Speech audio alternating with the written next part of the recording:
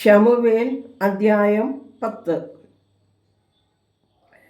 അപ്പോൾ ശമൂവേൽ തൈലപാത്രം എടുത്തു, അവൻ്റെ തലയിൽ ഒഴിച്ചു, അവനെ ചുംബിച്ചു, പറഞ്ഞത്: ദൈവം തൻ്റെ അവകാശത്തിന് രാജാവായി നിന്നെ അഭിഷേകം ചെയ്തിരിക്കുന്നു.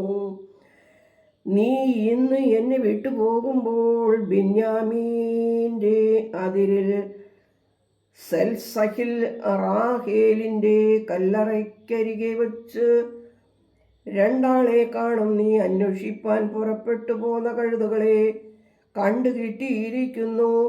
നിന്റെ അപ്പൻ കഴുതകളെക്കുറിച്ചുള്ള ചിന്ത വിട്ട് എൻ്റെ മകനു വേണ്ടി ഞാൻ എന്തു ചെയ്യേണ്ടു എന്ന് പറഞ്ഞു നിങ്ങളെക്കുറിച്ച് വിഷാദിച്ചിരിക്കുന്നു എന്ന് അവർ നിന്നോട് പറയും.